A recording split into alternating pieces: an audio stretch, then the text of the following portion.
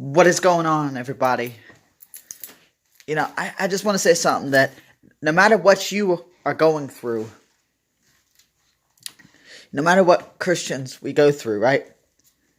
It doesn't matter how big, right? The same God who was in that stone that David threw at Goliath and took him down, the same God that parted the sea and let the Israelites walk through, and when the enemy gave chase, he crashed it down on them. The same God that will prepare for us a feast in the midst of our enemies is the same God that we have living inside of us.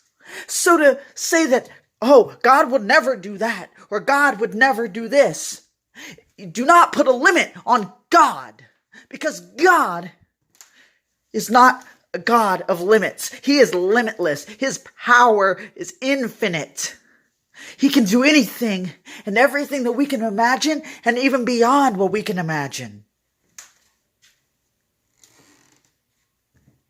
God is the other. God is not like us. He came as Jesus to be like us. But he himself is not like us. The God the Father is not like us. He has no limitations. Jesus, as a human, when he lived here for 30-something years, he had limitations of a physical human body. But once he went to the cross and rose again, he had none of our physical limitations. He no longer had to eat. He no longer had to use a door to go through it. Because on that day, when the doors were locked and windows were locked and the disciples were hiding away because they were afraid that they were next. When they were afraid, Jesus appeared right in the middle of them and said, "Don't be afraid, guys, it's just me." That's my paraphrase, but he essentially came in there when the doors were locked, windows locked, there was no way in. He walked through walls. So the God who can raise Jesus from the dead, the same God that gave Elijah and Elisha powers to raise people from the dead in the Old Testament, the same God that gave Jesus the power to raise Lazarus from the dead, and Jairus' daughter. And there's so many, to do all those miracles, and all the miracles in the Old Testament.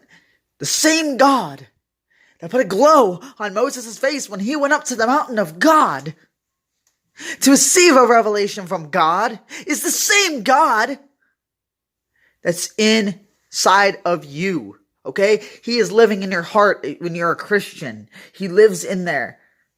And so Jesus said, "I go away," right?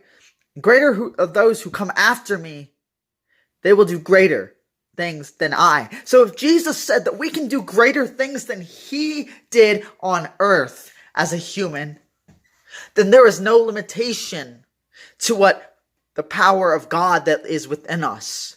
And I'm not talking New Agey nonsense. I'm talking the Holy Spirit will guide us and make us more powerful than we can imagine, right? Like it sounds kind of hard to wrap your mind around, and I'm just kind of processing this for the first time too.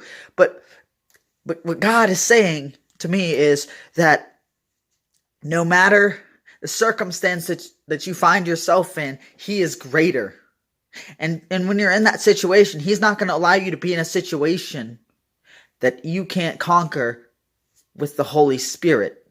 If you can't conquer it as a human with your own physical strength, which 9 times out of 10 you're not going to be able to do, then trust in the Holy Spirit. The Holy Spirit will help you through whatever it is that you go through.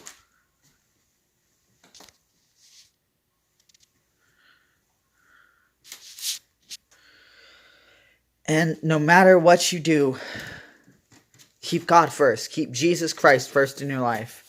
And you can do anything that God puts in your heart. If God puts something on your heart, it's important. And so, remember, with God, all things are possible. It's not just a motto. It's, in God we trust. It's just not a thing that you see on a dollar bill. No, it's something that we need to live as Christians every single day. So, I don't care if you like, share, subscribe, whatever you want to do. This message is just to say that no matter your mountain, God makes it a molehill. So I want to thank you all for watching this video. Do whatever you want. You know, if this touched you, share. I would suggest that you share it so that maybe it'll touch somebody else. But yeah, this is Charles, and I'm signing out.